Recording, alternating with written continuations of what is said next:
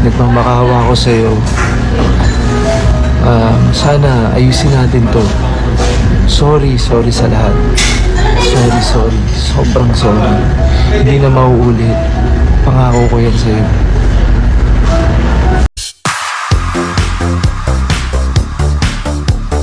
Matapos ang ilang araw na pagtatago, lumutang at humingi na ng tawad si Jam Ignacio sa kanyang fiancé na si Jelly Au na nag-aakusa sa kanya ng pananakit.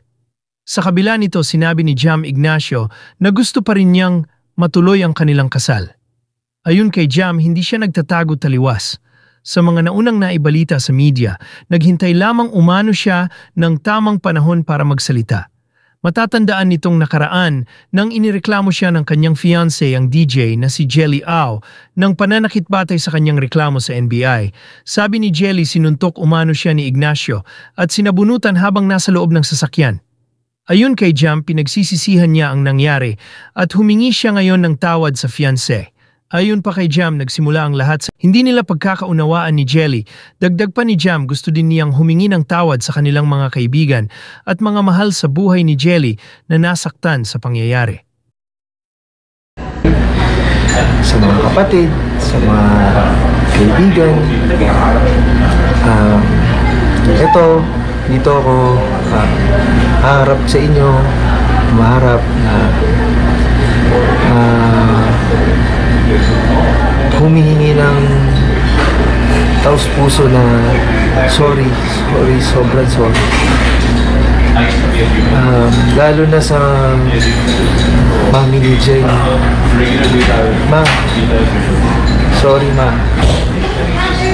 Alam niya na mahal ko si Jay.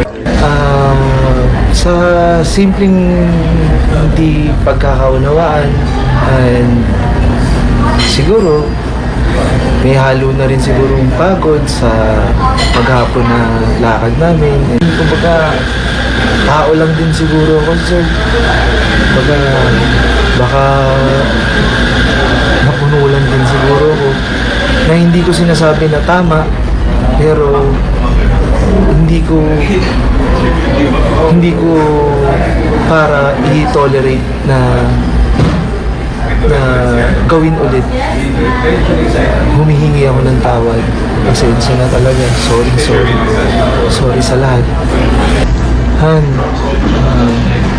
alam mo yan kung gaano kita kamahal. Alam mo yan kung gaano kita protektahan, bantayan. Sa lahat ng ginagawa mo, lagi ako nakasuporta sa'yo.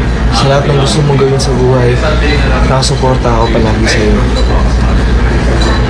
Sorry sa mga nangyari. Pinapangako ko sa'yo na hindi na maulit to. And then sana, bigyan mo ng pagkakataon na ayusin natin tong pareho